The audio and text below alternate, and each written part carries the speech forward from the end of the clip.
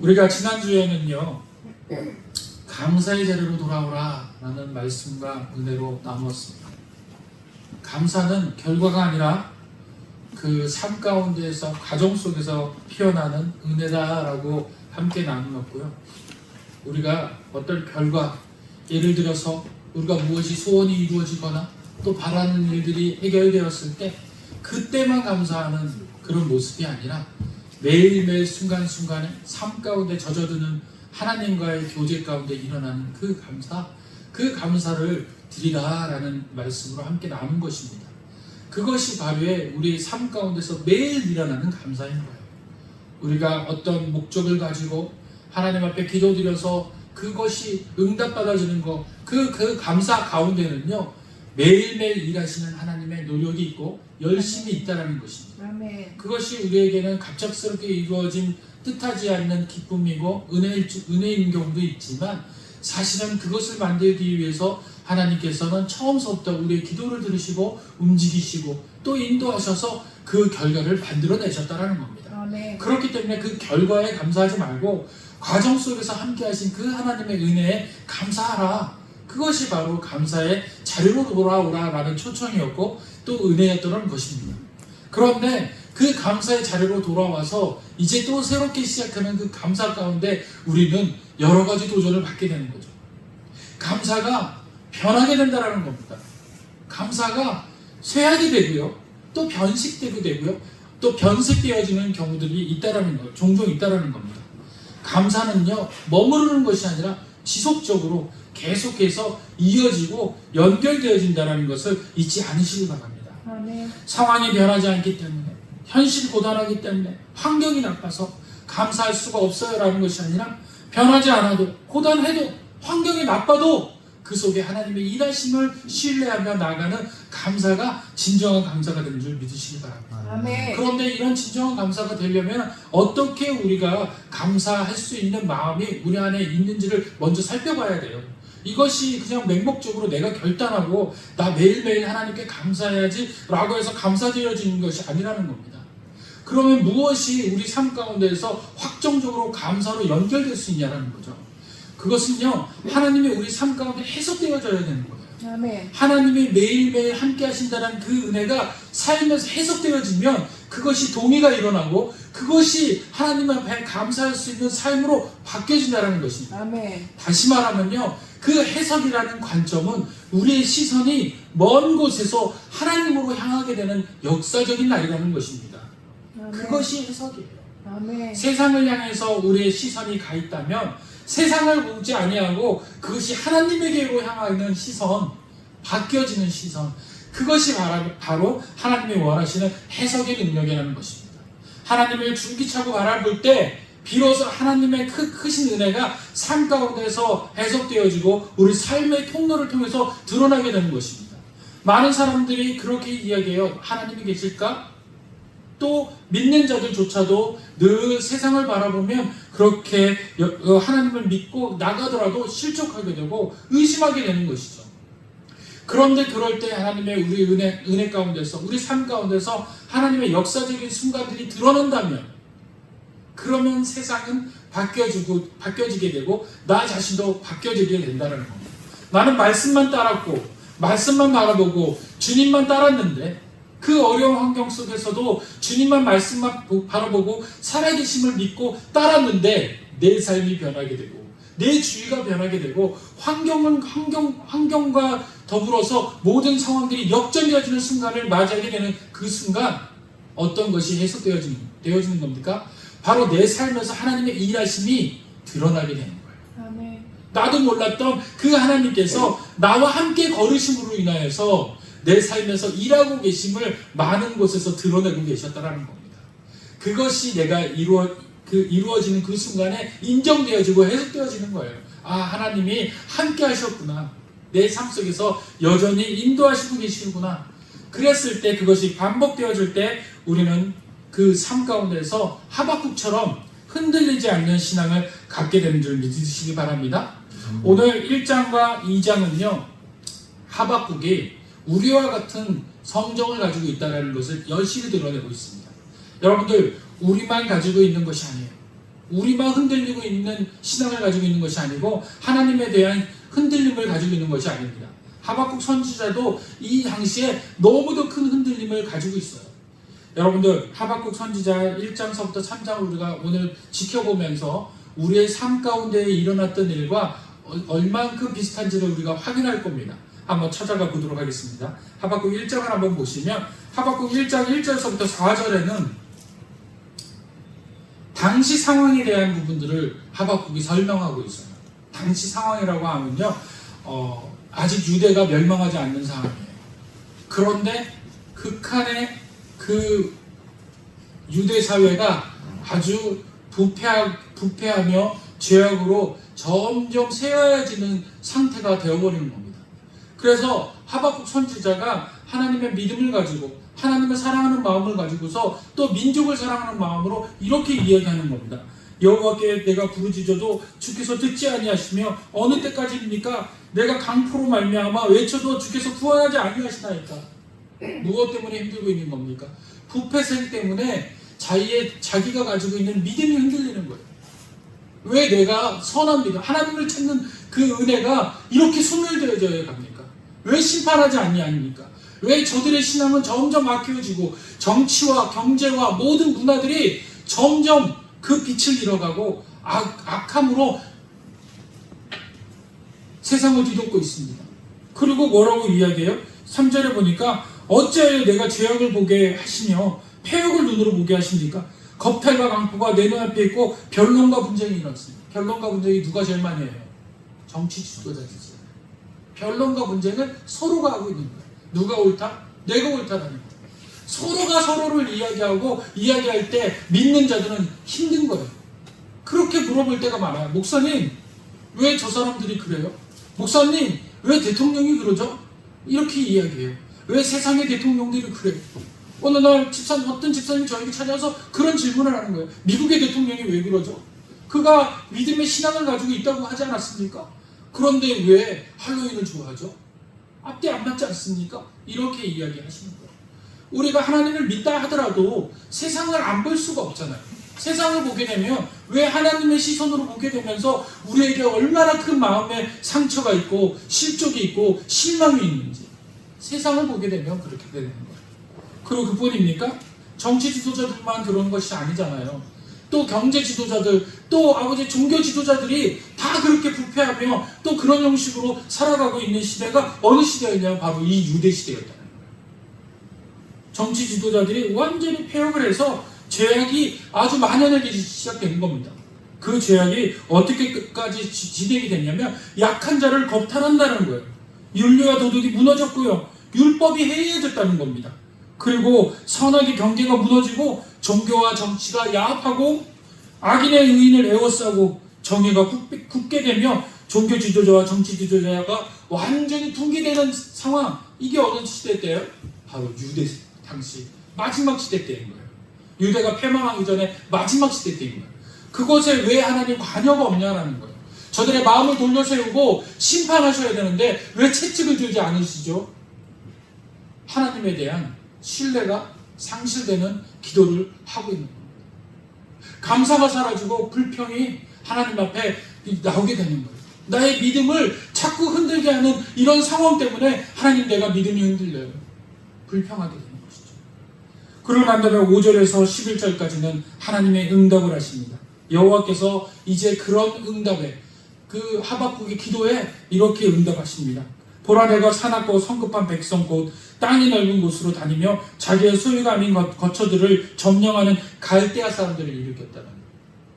근데 그 갈대아 사람들이 일으켰는데 그들은 조급하고 성질머리가 나쁘고 그들이 늑대와 같다라는 거예요. 밤에 움직이며 그들이 모여서 목표는 뭐예요? 패망시키고 전멸시키고 죽이는 것이 목적이고 그곳에 들어가서 약탈하는 것이 목적인 그런 나라를 이렇게 향수하셨다는 거예요. 누구를 치기 위해서요? 그 지금 부패한 그 땅 유대를 치기 위해서. 여러분들 정말 무서운 건요, 우리가 이 땅이 부패하고 이 땅이 도덕을 잃어가고 이 땅이 종교가 잃어가고 이 땅의 정치가 폐악해질 때 그때는 뭐가 우리 앞에 놓여 있는 거예요? 심판의 날이 놓여 있는 거예요. 그럴 때 우리는 믿는 자들이 기도하셔야 돼요. 하나님 앞에 나와야 돼요. 누구처럼? 오늘 하박국처럼 기도했더니 그런 응답을 주시는 거예요. 안 하시는 게 아니라 이제 하시겠다라는 거예요. 그 응답을 듣는 겁니다. 그러면서 뭐라고 이야기하십니까? 7절에 그들은 두렵고 무서우며 당당함의 위험이 자기들에게서 나오며, 그 위험이 어디서 나오게? 수술에서 나온다. 자기들이 신이 되어버린 사람들이라는 거예요. 나오며 그들의 군마는 표범보다 빠르고 저녁 이리보다 사나우며 그들의 마병은 먼 곳에서부터 빨리 달려오는 마병이라 마치 먹이를 움직이려는 독수리와 다른 것 같으니라. 그들은 다 강포하며 행하며 그들이 완전히 이곳을 덮어서 점령해서 이곳을 무너뜨릴 것이라는 거예요. 유대를 그렇게 심판하시겠다는 거예요. 하박국 입장에서는 하나님이 직접 심판하시길 원했는데 그 심판이 이렇게 불의한 자들을 통해서 심판하시겠다고 합니다. 그렇더니 하박국에 또 하나님에게 의심이 생기는 겁니다. 어떤 의심이 생기냐면, 하나님, 그들이 악하고 그들이 또 선하지 않은 것을 제가 어렸을 때부터 들었고 많은 곳에서 들어왔습니다. 그들이 우리보다 더 패악한 나라인 것을 우리가 알고 있습니다. 그런데 우리는 선민 아닙니까? 하나님의 의를 쫓고 하나님 말씀 가운데서 살던 민족 아닙니까? 그런데 의로운 우리 민족이 왜 패악한, 저렇게 사납고 더러운 악한 그 민족으로부터 우리가 멸절당해야 합니까? 그러면서 하박국이 다시 12절부터 기도를 해요. 하나님, 여호와 나의 하나님, 나의 거룩한 하나님, 주께서 만세전부터 계시지 아니하십니까? 우리가 사망에 이르지 아니하리이다. 여호와께서 주께서 심판하기 위해 그들을 두셨나이다. 반석이시여, 주께서 경계하기 위해 그들을 세우신 걸 이제 내가 알겠습니다. 주님이 그렇게 말씀하시니까 그렇게 될 거예요. 그런데 두렵습니다. 주님은 정결하시잖아요. 깨끗하시잖아요. 그래서 악을 참아보지 못하시잖아요. 그런데 어찌하여 거짓된 자들을 방관하시며 악인을 자기보다 의로운 사람을 삼키는데도 잠잠하시나이까? 그들을 악인으로 보고 선을 우리 민족으로 본 거예요. 그 악한 자들이 우리 민족을 회방하고 죽이는 것이 어찌 옳습니까? 제가 원하는 기도는 그게 아니었어요. 제가 원하는 기도는 하나님의 영광을 드러내서 하나님께서 저들의 마음을 바꾸시고 또 하나님의 방법대로 심판하시기 위한 것이지, 악인을 통해 가지고 선인을 치는 것은 아니잖아요. 그러면 똑같은 상황이 되지 않습니까? 라고 이야기하시는 겁니다. 하는 겁니다. 그러고 난 다음에 2장에 와서 하박국이 이렇게 이야기합니다. 내가 내 파수하는 곳에 서며 성루에 서리라. 할렐루야. 아멘. 파수하는 곳이 어디입니까? 바로 기도하는 자리인 것입니다. 성전인 것입니다. 예배하는 장소인 것입니다. 밖에 나가가지고 그들을 지켜본다는 것이 아니라 예배하는 장소, 다시 말하면 내가 예배하는 그곳에서 내가 하나님 앞에 드려지는 그 예배의 첫걸음에서 다시 그곳에서 가서 하나님을 지켜보리라. 예배 자리에 서서 하나님의 귀 기울일 것이다 라고 고백하는 거예요. 내 마음이 그럼에도 불구하고 흔들리지 않겠다는 거예요. 그런 이유로 인해서 하나님을 떠나지 않겠다는 겁니다. 그런 이유가 있다 하더라도 제가 제 마음을 붙들고 하나님 앞에 나와서 성전에서 하나님 앞에 부르짖고 하나님 앞에 예배하며 하나님의 뜻을 기다리는 자가 되겠습니다. 아멘. 오늘 저와 여러분들이 바로 하나님의 그 뜻을 기다리는 자가 되시기 원합니다. 아멘. 우리의 어려운 점이 있더라도, 우리의 문제가 있더라도, 우리의 힘듦이 있더라도 그것 때문에 하나님을 버리고 실족해서 우리의 믿음의 신앙이 흔들리는 것이 아니라, 그럼에도 불구하고 하나님 앞에 나와서 하나님의 말씀을 기다리는 자가 되시길 원합니다. 아멘. 그리고 뭐라고 이야기합니까? 내게 무엇이라 말씀하시는지 기다리고 어떻게 하세요? 바라보고. 할렐루야. 아멘. 기다리고 바라보는 신앙이 바로 성전 안에 있음을 기억하시길 바랍니다. 아멘. 아무리 어려운 점이 있더라도 기다리고 바라보셔야 돼요. 아멘. 나의 질문에 대하여 어떻게 대답하실지 보리라. 기대하리라 라는 뜻입니다. 그랬더니 하나님께서 뭐라고 이야기하시냐면 3절에 이야기하십니다. 2절에 이렇게 이야기하시죠. 여호와께서 내게 대답하여 이르시되 너는 이 묵시를 기록하여 판에 명백하게 새기되 달려가면서도 읽을 수 있게 하라. 명백하게 많은 사람들에게 알리고 하나님의 뜻이 어디에 있는지 선포하라는 뜻이에요. 그 선포가 뭐냐면 3절에 이겁니다. 이 묵시는 정한 때가 있다는 거예요. 때가 있다는 거예요. 때가 있습니다. 우리가 어렵고 곤란하고 또 우리의 그런 어려운 점들이 있더라도 그것은 하나님 안에 있는 때가 있다는 것을 믿으시길 바랍니다. 잊지 마시길 바랍니다. 우리의 어려움이 있습니까? 곤란함이 있습니까? 그 모든 것이 하나님 때에 정한 손에 붙잡혀 있다는 것을 기억하시길 바랍니다. 그 종말이 속히 이르겠고 결코 거짓되지 아니라, 종말은 이루어지겠고 거짓되지 아니하리라, 반드시 이루어진다는 겁니다. 비록 더딜지라도 기다리라. 기다리라는 거예요. 더딜지라도 기다리라는 거예요. 그러면서 뭐라고 얘기합니까? 지체되지 않고 반드시 응하리라. 응하리라. 자, 지체되지 않고 반드시 응하리라는 것을 무엇이라고 이야기하냐면요, 그 뒤에 소망을 주시는데 어떤 소망을 주시냐면요, 지금 그 하박국이 기도했던 게 누구 때문에 기도한 겁니까? 처음에 유대 사회를 때문에 기도한 거예요. 그들이 범죄하고 그들이 하나님을 잃어버리고 하나님과 멀어지고 있는데 그들 가운데서, 삶 가운데서 다시 말해서 하나님이 자정하지 않으시고 정화되지 않는 삶을 살고 있습니다. 그래서 그들이 죄에 더욱더 깊이 빠져 있어요. 하나님이 이들을 심판하세요, 이들을 구원해내세요라고 이야기했어요. 그랬더니 하나님이 더 어려운 이야기를 하시는 거예요. 그들을 심판하시겠다라는 거죠. 어떻게 해요? 더 악한 것으로 인해서 그들을 심판하실 거라는 거예요. 바벨론이란 너무너무 큰 강력한 제국인데 이 강력한 제국이 너무 악한 거예요. 그것을 심판하신다고 그러니까 지금 하박국이 그것도 이해를 못하겠다라는 거예요. 어떻게 선한 민족을 그 악한 민족이 쳐들어와서 심판하게 하십니까? 선한 민족이 선한 민족을 심판해야 되는 거 아닙니까? 그러면 우리가 믿을 수 있고 우리가 그거에 대해서 이해할 수 있는데 어떻게 악한 자를 들어서 선한 자를 심판합니까? 그 이야기 도저히 이해가 못 가겠다라는 거예요. 그랬더니 하나님께서 응답하시는 거예요. 그것도 어떻게 응답하시냐면 바로 지금 하박국을 이해시키기 위해서 응답하세요. 내가 그 바벨론도 멸망시킬 거라는 거예요. 근데 그 바벨론이 멸망당할 건데 그 바벨론이 멸망당하는 것은 5가지 원칙이라는 거예요. 5가지 때문에 멸망당한다는 거예요.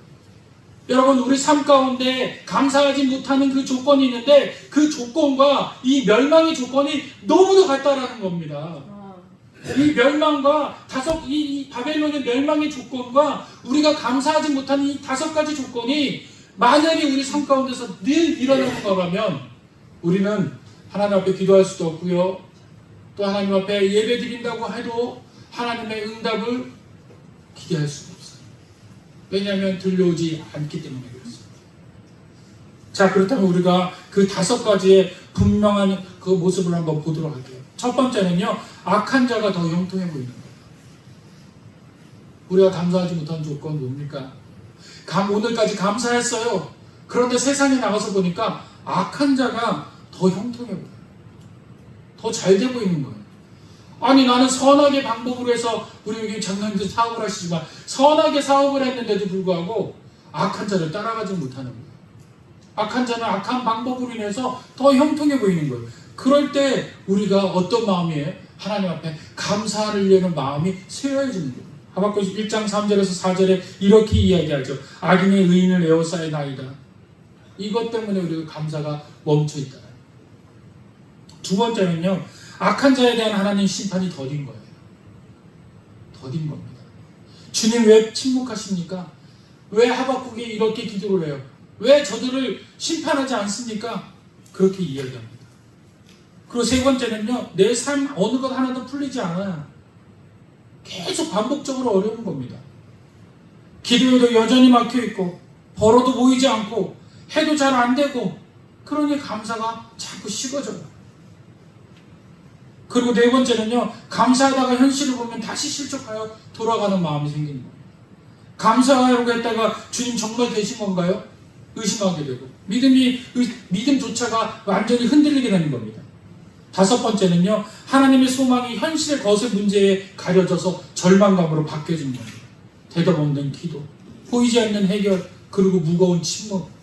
이때 감사는 사라진 것처럼 느껴집니다. 하박국 역시 이 5가지 문제와 싸웠어요. 그러나 그는 어떻게 감사의 자리로 돌아갔을까요?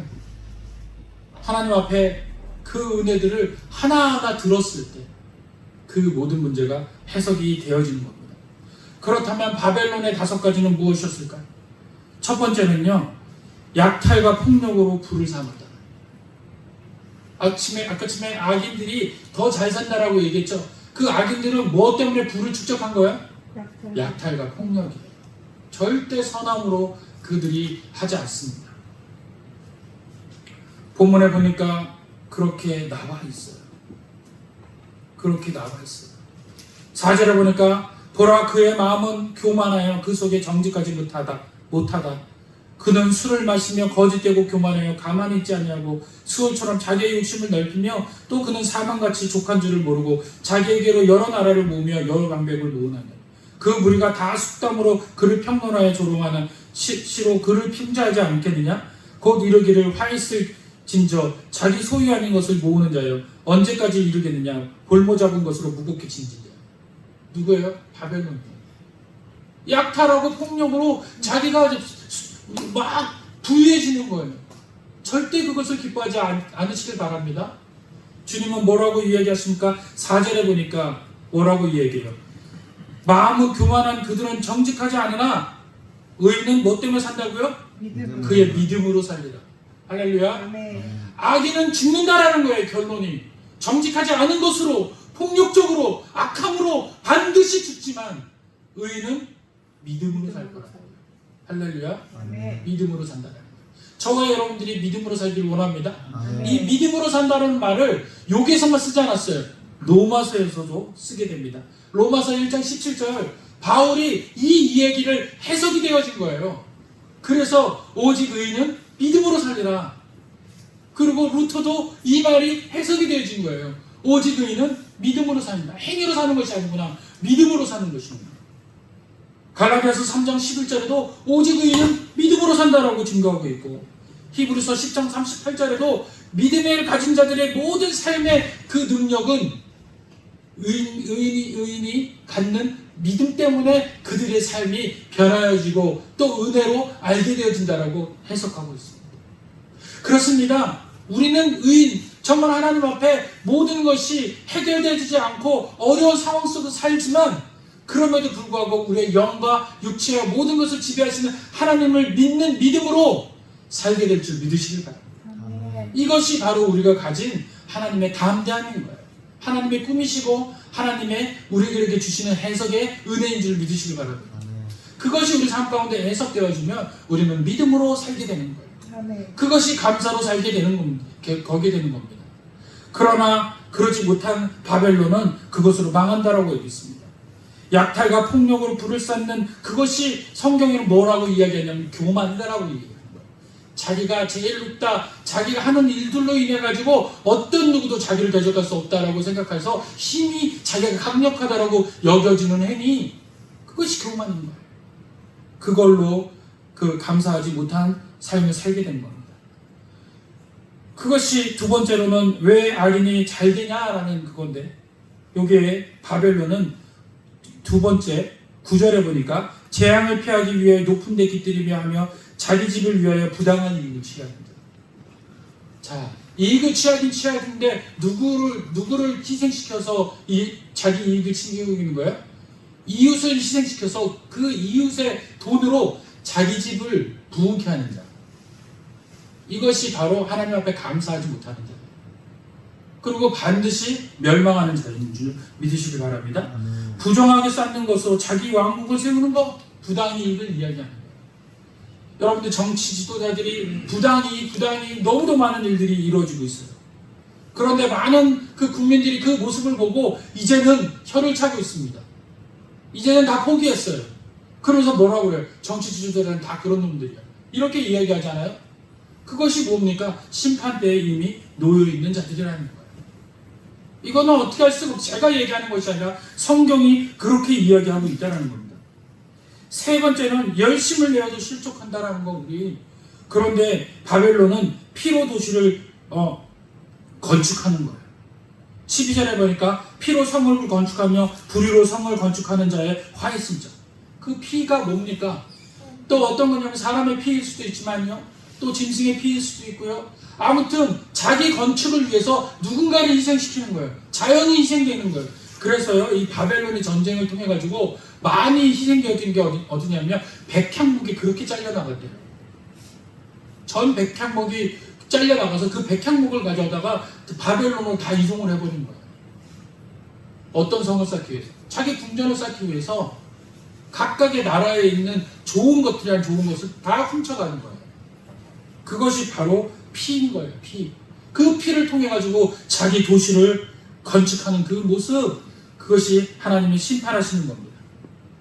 이것이 뭡니까? 나는 열심을 냈는데 나는 어떤 것도 그 착취가 그런 거잖아요.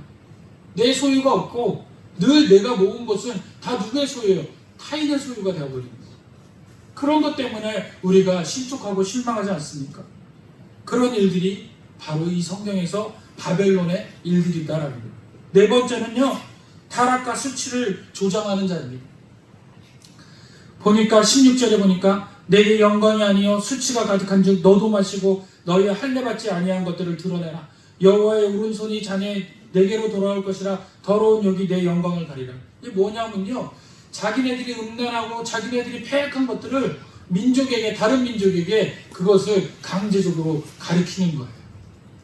자기 혼자 그 죄를 진 것을 감당하기 어려우니까 타인에게도 그 죄를 함께 하자라고 이야기하는 거예요. 우리가 이것이 감사로 올라왔다가 실적으로 내려가는 이유인데, 그게 뭐냐면 하나님 앞에 감사를 하는데 저 사람은요, 저래도 되는 거네, 저럴 수도 있는 거네, 우리 믿는 분들이 저러네, 그럼 나도 괜찮은 거 아니야? 이러고서 나도 내려놓게 되잖아요. 그리고 나는 예전에 이것을 지키려고 하나님 앞에 나왔는데 이제는 많은 사람들을 보고, 안 지키는 사람들을 보고 나도 동화되어서 그걸 내려놓는 거야, 슬며시.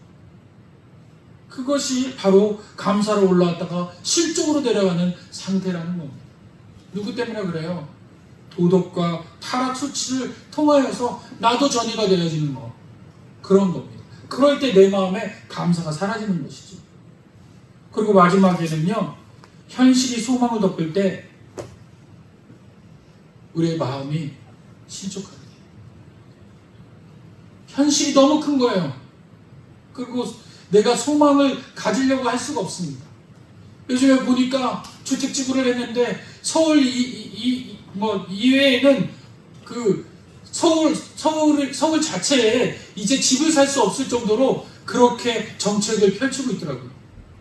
그래서 많은 사람들이 그것에 대해서 안타까움을 가지고 있는 겁니다. 소망이 현실을 뛰어넘지를 못하는 거예요. 현실이 그렇게 소망을 갖지 못하게끔 만들어버리고 있어요. 그랬을 때 그 현실을 보니까 우리 마음이 실족당한 겁니다. 그 현실과 소망이 그 위에 있는 것이 무엇일까요? 바로 우상이에요. 우상입니다. 그게 현실 거래라는 거예요. 그 우상을 우리가 지금 바라보는 게 하나님이에요? 아니면 물질적인 거예요? 소망이라는 그 전체적인 것이 하나님과 관련되지 않고 우리가 생각하는 우리의 방법이, 우리 어떻게 윤택하며 살아가며 먹고 사는 거에 대한 것들, 그것에 꽂혀 있지 않습니까? 그것이 현실이 우리 삶 가운데 삶을 덮을 때 우리는 소망이 사라지는 거예요. 그 현실을 갈아채워야 돼요. 무엇으로요? 하나님으로 바꿔야 될 줄 믿습니다. 오늘 보니까 18절에 보니까 새긴 우상은 그 세계 만든 자에게 무엇이 유익하겠느냐. 새긴 우상이 뭡니까? 내가 만든 거예요. 내가 만든 거. 그런데 그게 우상이 되어버린 거죠. 내가 만든 게 우상이 되었다는 거예요. 그것이 무엇이 유익하겠느냐. 부어 만든 우상은 거짓 스승이라. 만든 자가 이 말하지 못하는 우상을 의지하니 무엇이 유익하겠느냐. 나무에게 깨라 하며 말하지 못하는 돌에게 일어나라 하는 자에게 화했을진저 그것이 교훈을 베풀겠느냐. 보라, 이는 금과 은으로 입힌 것인즉 그 속에는 생기가 도무지 없느냐. 우리가 갖고 있는 그 소망에 생기가 있어요? 우리가 갖고 싶어하는 그 서울 그 집의 집 한 채가 살아있습니까? 생기가 있어요? 없다라는 겁니다. 그런데 여전히 우리는 그것이 우리의 감사를 뒤덮고 또 우리의 감사를 감사하지 못하게 하는 방법의 하나로 쓰고 있다는 것입니다. 이것이 바벨론을 하나님께서 심판하시겠다라는 방법이에요. 이 5가지 때문에 심판하시겠다는 거예요. 이 5가지의 가장 큰 그것을 하나로 만들면 무엇 때문에 거예요? 교만이라는 거예요. 이 5가지 전체를 합하면 교만이 드러나는 거예요. 교만 때문에 심판하시겠다는 거예요. 우리의 삶 가운데 이 모든 일들이 있다면 이건 뭐예요? 교만인 거예요. 하나님보다 더 우선순위를 두고 있는 거예요. 그것 때문에 감사하지 못한다면 그것이 매일매일 감사의 자리를 차지하고 있는 교만인 줄 믿으셔야 돼요. 그래서 이 교만을 우리가 해결하게 되면 어떤 일이 벌어지냐? 바로 3장이 이루어지는 거예요. 하나님 여호와여 주의 일을 이제 내가 알게 되었으니까 부흥을 수년 내에 이루어 주옵소서. 나타내 주옵소서. 저희 긍휼을 잊지 말아 주시옵소서. 그렇게 바뀌어 주게 되고 주의 말씀에 내 삶이 흔들리고 주의 말씀의 은혜에 내 은혜로 해결되었습니다 라고 이야기합니다. 해석되어지는 거예요. 그리고 믿음으로 산다라는 그 믿음이 우리 삶 가운데 퍼지게 된다는 겁니다. 여기서 믿음으로 산다라는 이 믿음은요, 우리가 성경상에서 여러 번 반복되는 믿음과는 좀 상이 틀립니다. 이 믿음은요, 어떤 믿음이냐면 신실함, 흔들리지 않는 마음, 붙드는 의지, 이것이 여기에 나오는 믿음, 에무나라는 믿음이에요. 여러분들 오늘 이 본문에 나오는 믿음, 에무나는요, 우리가 현실 하루하루를 하나님의 의지하며 붙들고자 하려는 노력을 말하는 것이에요. 그런데 그 이외에 나오는 믿음이라는 그 단어는요, 어떤 거냐면요, 하나님이 일하신 행위를 보고 우리가 갖게 되는 믿음이에요. 하나님께서 성경 말씀 중에서 여러 가지를 하셨다. 또 예수님께서 죽은 자를 살리셨다. 그랬을 때 우리가 그때 그 순간 예수님이 살리신 기적을 보고 뭐가 발동이 되는 거예요? 믿음이 발동될 때. 그때는 그 믿음이 맞아요. 그러니까 다시 말하면 결과를 통하여서 갖게 되는 믿음이 있고, 오늘 이 믿음은 어떤 거예요? 현실 속에서 내가 말씀을 통해서 내가 붙들리라 하는 나의 강력한 의지를 이야기하는 거예요. 이것이 에무나예요. 내가 주님을 붙들고 그 신실함을 붙들고 살리라. 어떤 신실함은요? 하나님의 신실함. 변하지 않으신다라는 것. 믿는 믿음. 그것이 믿음인 줄 믿으시기 바랍니다. 그래서 저와 여러분들은 그 믿음으로 살아야 되는 것입니다. 하나님을 신뢰하고 기다리고 흔들리지 않겠다라는 그 믿음, 그것이 진정한 믿음인 줄 믿으시기 바랍니다. 그 믿음이 더해질 때 우리 삶 가운데서 매일매일 감사가 이루어집니다. 매일매일 감사가 이루어진 거예요. 그 믿음 때문에. 할렐루야. 아멘. 그래서 오늘 하박국의 이름을 해석하고 말씀을 마치려고 합니다. 여러분들 하박국의 이름이 무엇인 줄 아세요? 포옹하다, 껴안다. 포옹하다, 껴안다. 다시 말하면요, 하박국은 어떤 것을 원하는 겁니까? 하박국이 원하고자 하는 것은 하나님이 껴안는 모습, 이 민족을 사랑하는 모습. 그래서 오늘 하나님께서 심판하시겠다고 하는 그 마음속에는 하나님이 어떤 마음이 계신 거예요? 이들을 멸망시키고 멸하고 없애려는 것이 아니라 껴안는 마음. 아멘. 이들을 심판하신 그 목적도 하나님이 구원하시려는 목적, 그 목적에 있다는 것을 잊지 마시기 바랍니다. 아멘. 우리 아까쯤에 요한복음 3장에서 이렇게 이야기합니다. 우리가 세상이 하나님을 알지 못하는 것은 그 이유는 뭡니까? 자기네가 죄를 너무 많기 때문에 그 죄로 가려워져서 빛을 분별하지 못했다라고 이야기를 하는 것입니다. 그래서 그 악한 행위로 인하여서 자기 스스로의 그 행위가 드러날까봐 못한다라는 것입니다. 그러나 하나님께서 이 땅 가운데 예수 그리스도를 보내신 이유는 세상을 심판하려 하심이 아니라 그로 말미암아 세상이 구원을 받게 하려 하심이라는 것입니다. 아멘. 할렐루야. 아멘. 오늘 이 시간 하박국이 알았던 것은 뭡니까? 바로 구원하시려는 목적을, 의지를 반드시 안 거예요. 그래서 그 일이 아무리 지속되고 어렵고 그 고난이 있다 하더라도 주님의 의지를 내가 믿고 나가겠습니다. 감사하겠습니다. 라고 하는 겁니다. 16절에 이렇습니다. 내가 들었으므로 내 창자가 흔들렸고 그 목소리로 말미암아 내 입술이 떨렸도다. 우리를 치러 올라오는 환난 날을 내가 기다림으로. 어떻게 돼요? 환난 날을 기다릴 수 있어요, 없어요? 못 기다리잖아요. 그런데 그 환난 날을 기다리는 그 이유가 뭐예요? 그 앞에 있는 목소리를 들었기 때문에. 하나님의 목소리를 들었기 때문에 나는 이 환난 날을 기다린다라는 거예요. 어렵지 않다라는 겁니다. 기다림으로 썩이는 것이 내 뼈에 들어왔으며 내 몸은 내 처소에서 떨리는도다. 비록 무화과 나무가 무성하지 못하다. 지금 하박국에게 하나님의 감사함으로 인해서 삶이 바뀌었어요? 안 바뀌었어요. 여전히 하박국은 무화과 나무가 무성하지 못합니다. 포도나무에 열매가 없습니다. 감람나무에 소출이 없고 밭에 먹을 것이 없고 우리의 양이 없고 외양간에 소가 없어요. 그런데 나는 여호와를 말미암아 즐거워. 내 믿음을 은혜를 통해서 즐거워해. 그 뭔가 의지하리라. 그분을 신뢰하리라. 내 에무나의 믿음을 떨어뜨리지 아니하리라. 붙들이라. 그것 때문에.